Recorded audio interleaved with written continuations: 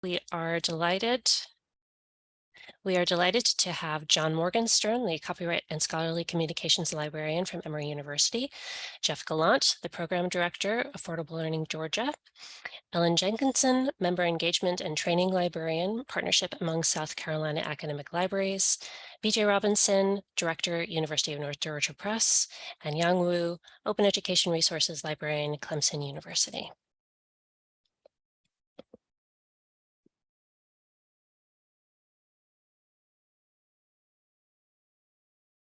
Okay. Hi, everyone. Welcome to our presentation, Consortium Models for Open Educational Resource Publishing. Today, we would like to talk to you about two examples of such models. But first, I think it's important to address the issue, particularly now since there are a lot of library and library consortia partnerships with university presses for OER publishing. Why should libraries or library consortia work with university presses? One reason is that developing OER that meets the standards of faculty and higher education is a really complex task that requires professional production skills, graphic design, as well as peer review. And these are skills that university presses can reliably provide for libraries.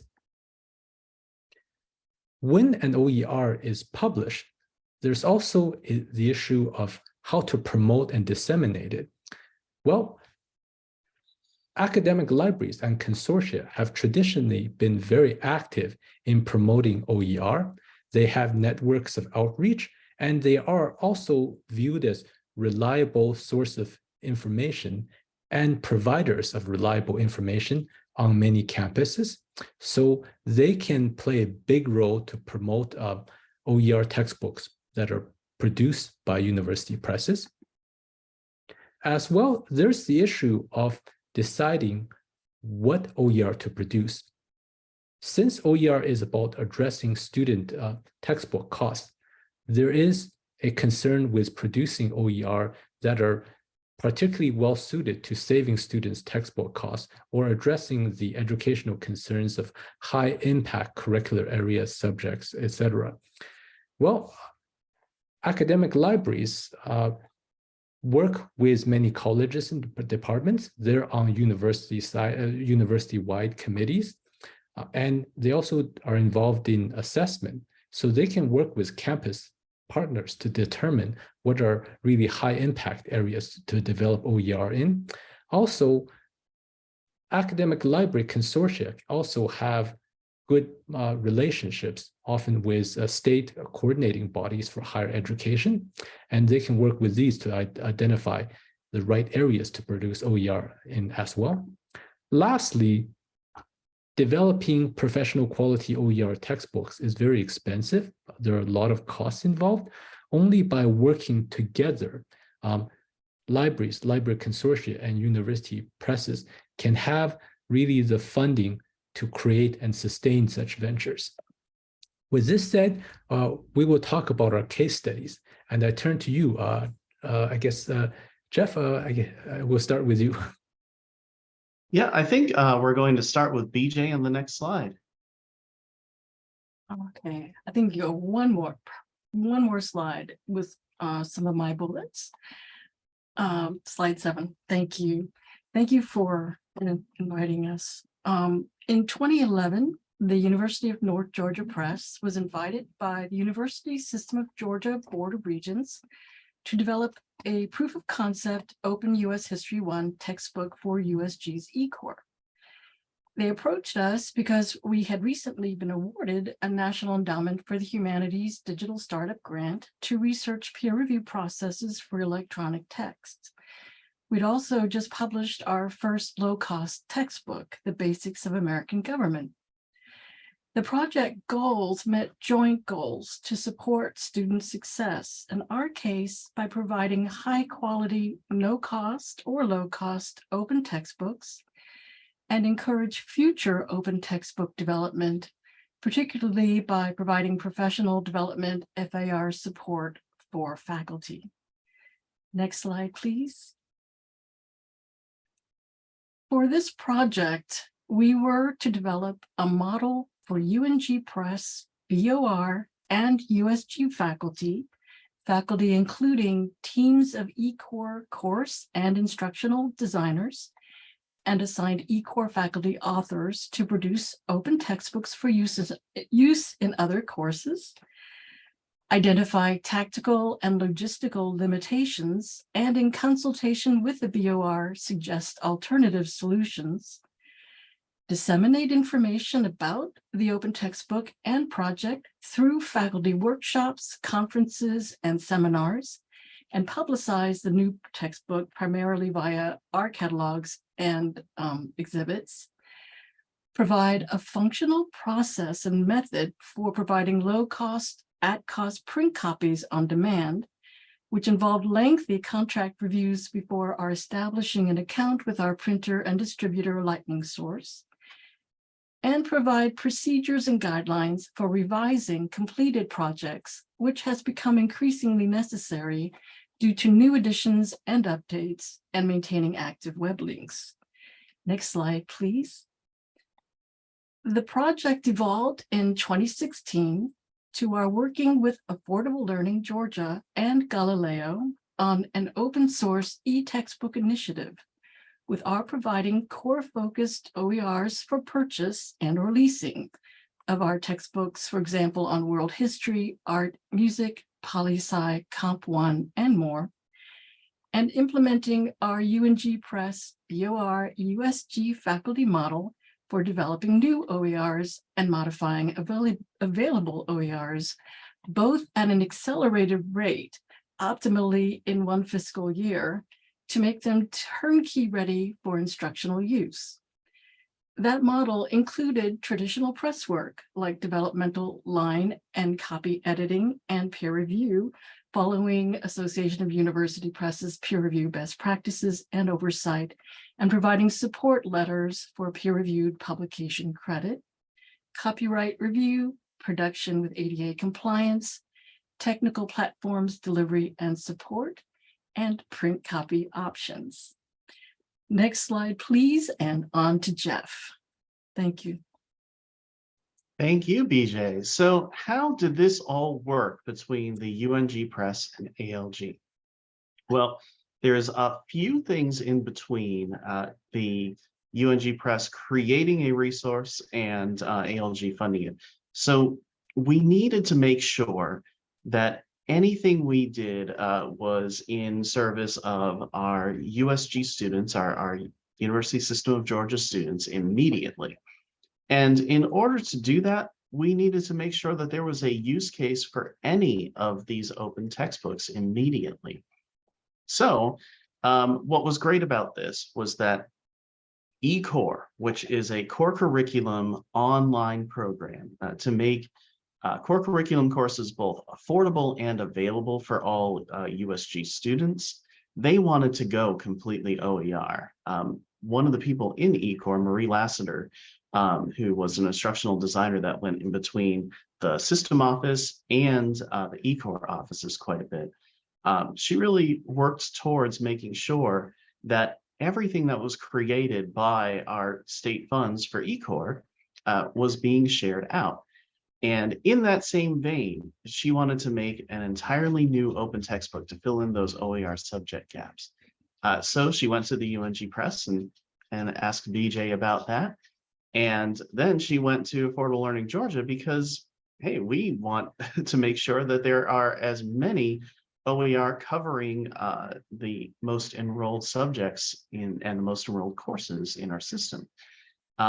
So even before ALG got started, Marie was working on things like this. The first book, History in the Making, was created before we even had a name.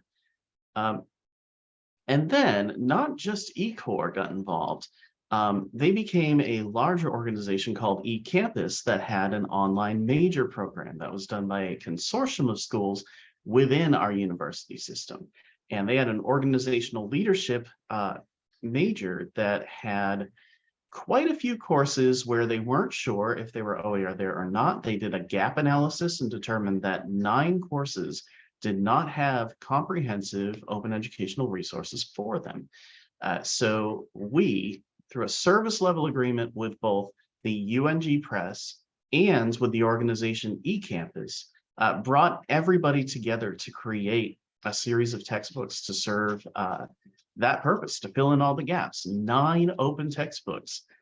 We got that started, and then the pandemic happened. So that was a very interesting time. Let's go to the next slide.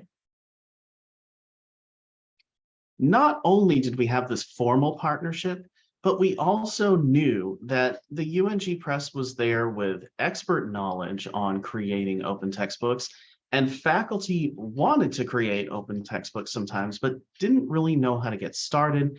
They didn't know the processes, the procedures, and how to do all of this. Like, how do you open up a call for peer reviewers? How do you pay them? All of that. And because the UNG Press is part of our overall university system, we were able to partner up with them. So when a grant team, we give grants out to teams of faculty who have a great idea. They can also involve librarians and instructional designers for replacing commercial materials in the classroom with open educational resources. If there's a need to create an entirely new open textbook, that's when they can add the UNG Press to their team. In essence, they are adding the institution to their team because our service level agreements are between us and the institution, but it is for the press. And the press can do a whole bunch of different services, which they have outlined the costs of on a fee schedule. And that was extremely helpful in making clear exactly what services they have available and exactly what you can add to your budget when you add them to your project. Of course, they do need to get in contact with the university press before they get started. That it would be silly to just add them and then say, hey, they're going to create 5 math books. That wouldn't make any sense. But this allows teams to get a good draft of a proposal started, then get in contact with the UNG Press and have a good idea of what they want to do. Next slide, please. So the way that we did this was kind of the core of all of the funding in the, we're going forward.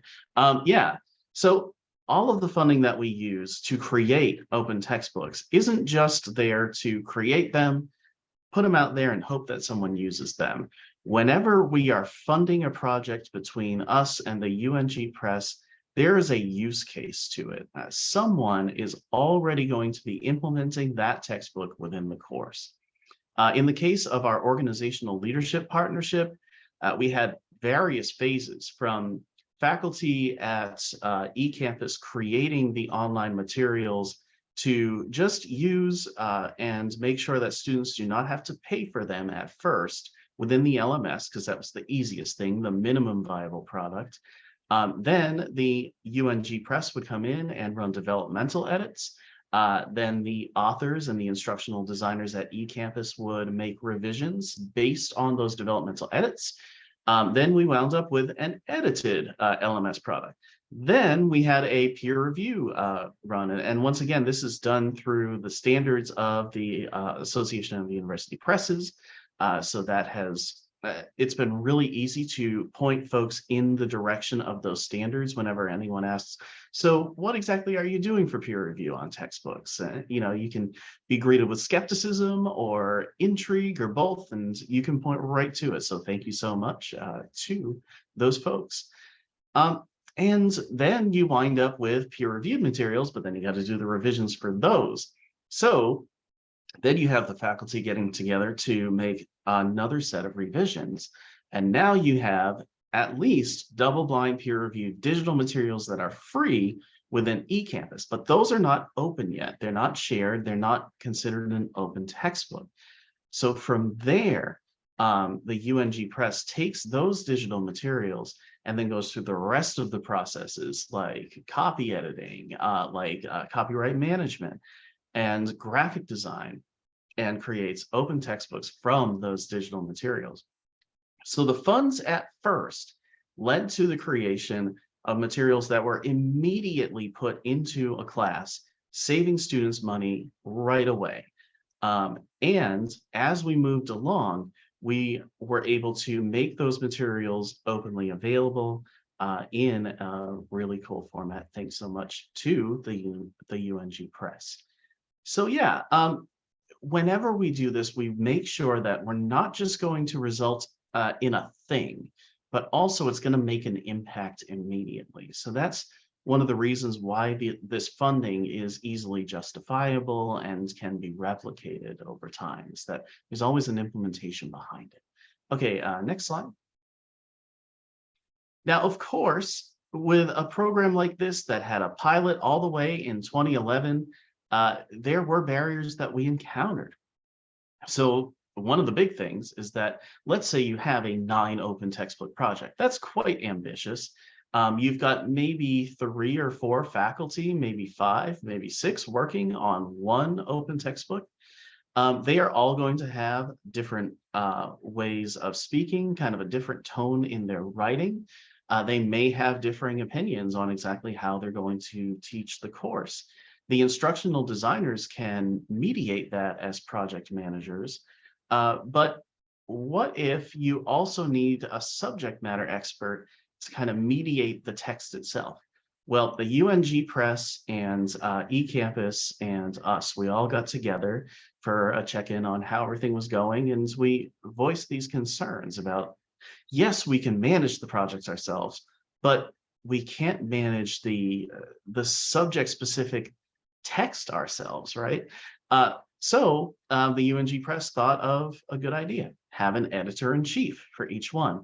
So they got paid a little bit extra to be an editor-in-chief, to put a little bit more time into it.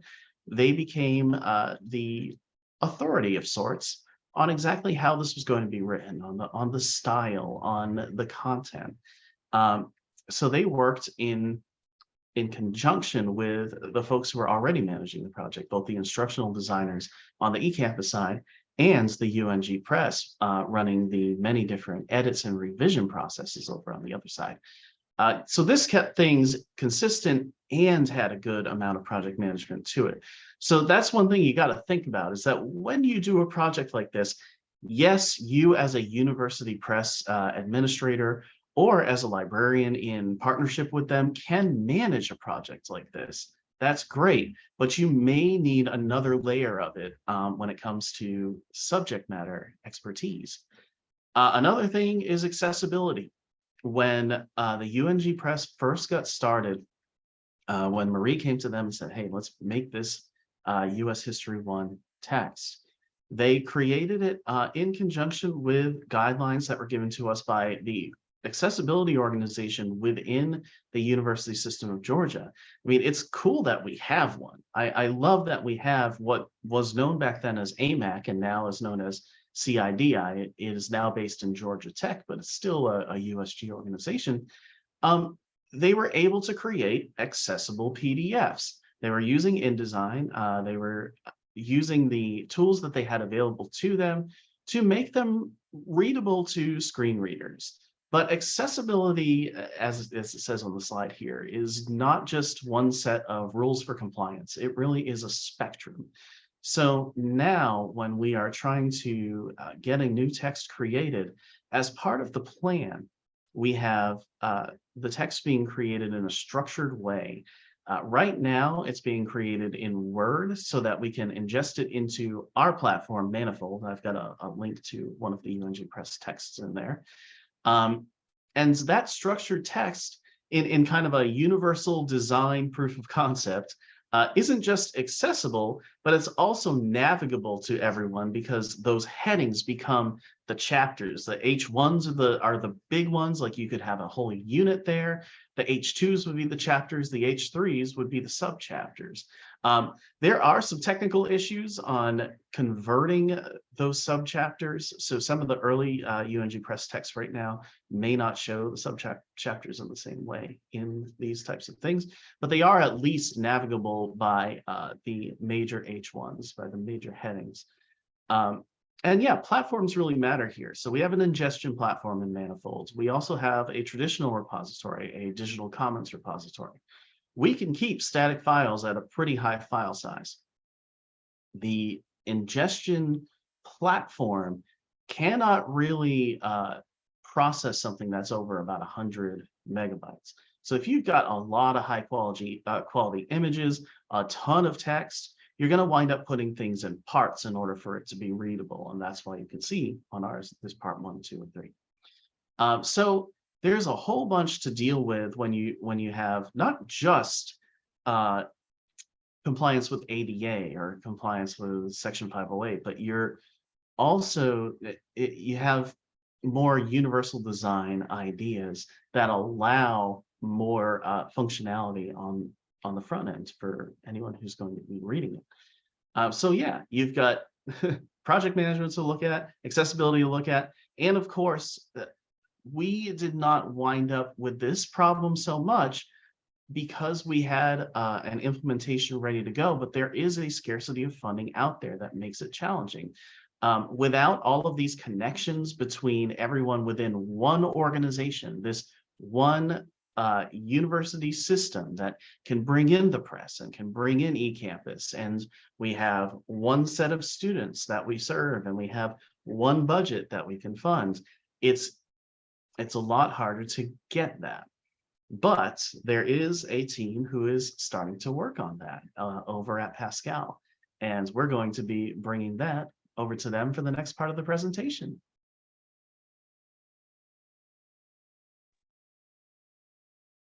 Great, thanks. So I'm gonna take a second here just to explain that I'm John Morgenstern, and I'm now a member of the Scholarly Communications team at Emory University Libraries. I was formerly the director of Clemson University Press, and it was under my time there that we established the initial partnership with Pascal. So I'm using we a lot to mean the folks at Clemson. I also want to say that one of our main ambitions for this presentation and really doing the kind of outreach that we're doing is that we really believe that these kinds of partnerships are replicatable.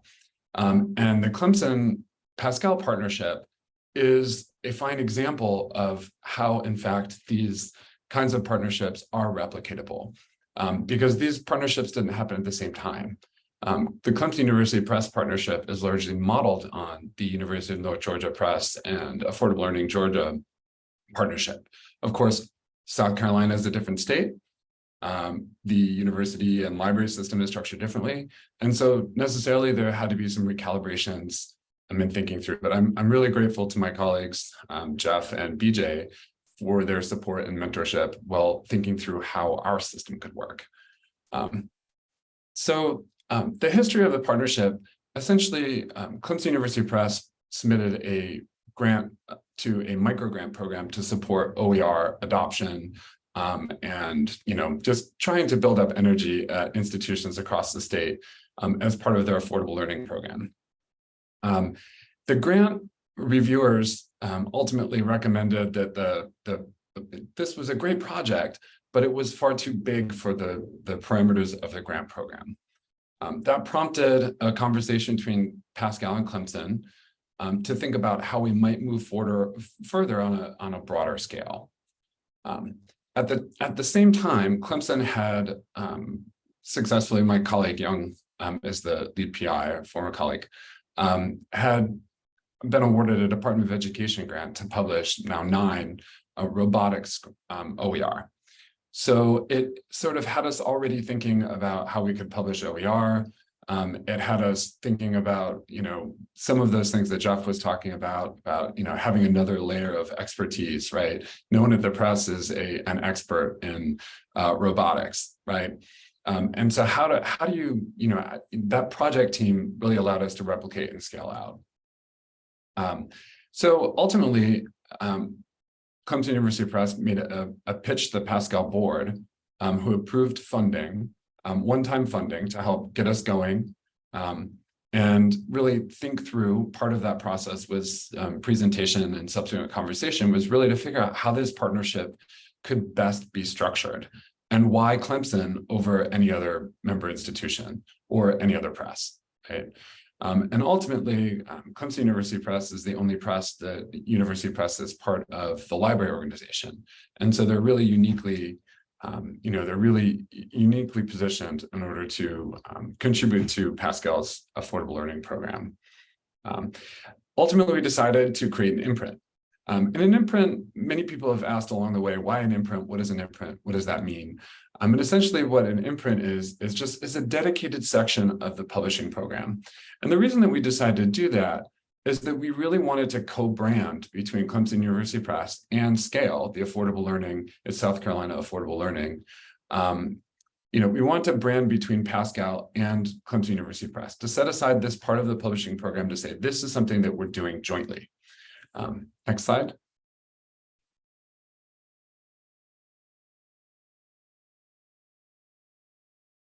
So this partnership, in thinking through, one of the things that BJ told me when I met with her to get some advice about how to structure a partnership, or how her partnership or UNG Press's partnership with ALG got off, was that she leaned on making sure that in thinking through the way that you structure a partnership, that it ties in with broader strategic goals across the state.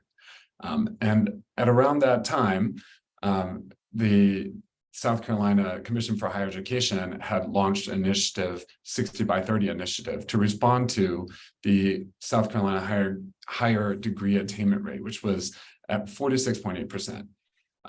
So their goal was to get that to 60% by 2030. And that would take significant investment in reducing achievement gaps across socioeconomic backgrounds, geographic barriers across the state. There's lots of rural parts of the state. There's lots of urban areas in the state, and so they're thinking through how can they get to that point. And Pascal, as the state library organization for higher ed, had a real role to play in that and develop the SCALE initiative. The partnership between Clemson University Press and SCALE/Pascal contributes to this 60-30 Ascend initiative. And that's what, so our overarching parameters for thinking through how this partnership should be organized, what its goals are, we're really tied into sort of like a strategic plan, thinking through how everything that you do along the way aligns with the broader state plan, in hopes that, eventually you'll align in the right way and you can build together. Next slide. So the operating model here is essentially designed as a true collaboration, like I was saying, allowing each party to contribute what they really have the most to offer, right? What they do best. So each OER benefits from the expertise of a dedicated publishing team at Clemson, who oversee the peer review process, manage production, that might be vetting image files for quality control, copy editing, layout, proofreading, advise on copyright, and ensure the broad distribution of each book in open and digital formats, as well as in print. On the Pascal side, there's 2 review boards that they have assembled, and they perform 2 different functions. One is that there's that upper level review board comprised of chief academic officers for higher education. And so they're the chief academic officers. They are the provosts, they're the vice chancellors, whatever it is at various institutions. And the reason to engage them is to promote OER locally, to make sure that OER are valued in tenure and review decisions, and to help provide resources, leave time, stipends, those sorts of things. So it's really ambassadorship for OER at a level where it can meaningfully trickle down at each of the institutions. As well as a second board, which is an editorial board of affordable learning coordinators from across the state, embedded in libraries, to ensure that OER and the OER that is selected for publication have the greatest possible impact for both students and for textbook lending budgets. They also serve as local ambassadors for the imprint at their home institutions, which means that they might help figure out which OER are needed to serve the most number of students, as well as and encourage those faculty authors or teams of authors, as well as to encourage course adoption. And next slide, and I'm going to pass it over to Jan. Okay, so right now we are funding the imprint through two resources. One is, as John mentioned, a $2 million Department of Education grant that I received and am principal investigator for, and another is funding from Pascal. So Pascal funding, as well as the imprint services, will publish the 9 OER that are funded by the grant. And these 9 OER will serve as a proof of concept for the continuation of the imprint. Funding the imprint for the long term is an issue, and we've identified several resources that we can tap into to sustain it for the long period. One is applying to additional major grants. Another is we could tap into lab fees that are charged on students by departments. Also, there's multi-institutional cost sharing and drawing on funding that's earmarked either for affordable learning or open publishing. Student governments in our institutions across the state could also support the imprint with financial contributions. Lastly, we can also ask for support from various state development initiatives. So I turn the next slide to barriers to Ellan. Thank you, Young. And thank you for having us here today. I will say, before talking about some of the specific barriers for our partnership, I should probably just note that I think just about all of the barriers that Jeff discussed earlier in terms of the Affordable Learning Georgia and UNG Press partnership really also apply to us, you know, whether that's the complexities of project management, accessibility considerations, and of course the just the overall scarcity of funding, which is a challenge for us. But want to talk specifically about some of the kind of unique barriers that we faced in building this partnership with Clemson University Press. The first really being just getting that initial buy-in. So Pascal is an academic library consortium, and we have a very diverse membership. We are somewhat unique in terms of academic library consortia in that our members include public and private. We have 2-year technical colleges, 4-year comprehensive institutions, research institutions, and a few special libraries thrown in, all of which is to say that we have 55 institutions with varying missions and priorities. So it was, you know, a bit of a challenge at first, getting that, you know, building that initial consensus and support, both from our varied member institutions, our board of directors, and ultimately from our sort of parent agency, which is the Commission on Higher Education. I'll also just note that South Carolina, unlike Georgia, we do not have a sort of well-established, sustainable, affordable learning program like Affordable Learning Georgia, and support for OER adoption and publishing really varies greatly among our institutions. I mean, just the level of awareness really varies greatly. So while the publication of the 9 robotics textbooks through the Department of Ed grant that Clemson received, you know, as stated earlier, that is a great proof of concept, and I think ultimately will really raise the profile or raise awareness of the scale imprint across the state, both amongst faculty and campus administrators. There will be a challenge going forward just to sort of continually communicate the value of this partnership to our member institutions and our partner agencies. And I think John is going to take over at the next bullet point. Sure. I'm happy to cover the last two. We've already talked a bit about sustainability and long-term funding, so I won't hit on that much harder, but it is a repeated barrier, often to the final barrier point that Jeff and BJ brought up, which is that open access isn't free. it has tons of value, but it costs money to produce. And oftentimes, university presses are seen as money generators, so by their administrators, and so that becomes a little bit of a challenge. But with some creativity, you can overcome it. And I think partnerships like this and the other kind of creative ways in which Young enumerated, I think you can get over that bridge, right? Similarly, staffing is the last issue. Clemson University Press, and I saw on the list a couple of former colleagues here, so shout out to Allison and Drew. They are a small but very dedicated team, and it's difficult to take on additional work without additional people, right? Because everyone is spread pretty thin. And so staffing, the Department of Education grant helps to fund a dedicated production editor to get them off the ground, which they're hoping to use as a proof of concept. But staffing that position in the long term, is going to be an ongoing challenge. Although, we hope that the success of the 9 will lead to lots of accolades and, potentially additional grants or some institutional investment.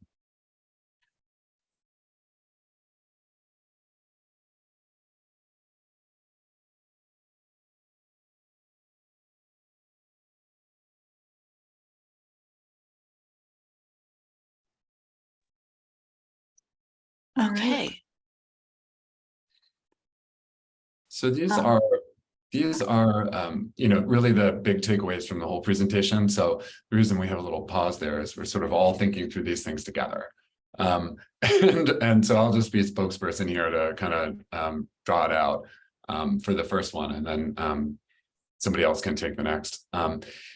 Essentially, that idea of tailoring that BJ really, I really took away from initial conversation with BJ, I think is the key to replicatability across the country and in other states. Every set of circumstances, every state is going to have a separate set of circumstances. Every, partnership does, right? So why wouldn't it when it's much more complicated between lots of institutions sometimes, 50 plus in South Carolina, collaborating with a single university press. So you have to really think about how your circumstances might be tailored, what kind of priorities are out there at the state level. And one thing that we didn't say when the presentation to the Commission on Higher Education, I attended a meeting and watched the head of Pascal present to those commissioners who didn't seem to agree on a whole lot, except for this, because it aligned really cleanly with a broad initiative on which everyone could get on board. So someone else take the next. And there are, in terms of consortium models for OER publishing, many similarities and differences between individual partnerships. For example, the ALG and the UNGP partnership is more lasting, as opposed to Clemson, where we're just starting this OER publishing venture. Clemson University Press is a part of the libraries organization, which is different from Georgia. And this makes Clemson's imprint model also a different approach than the partner press approach in Georgia. Ellan, would you like to take the third one? Sure, yes. I just, wrap up with saying that, it's important to remember that no start is too small. As we mentioned, we are in very different places in terms of the longstanding partnership in Georgia and where we are in South Carolina, kind of just starting out. But as you heard today, in both cases, these partnerships really began with a small focused project. So, a grant for one textbook can be your stepping stone to a long-term sustainable partnership. And I think we'll probably at this point open things up to audience discussion and questions.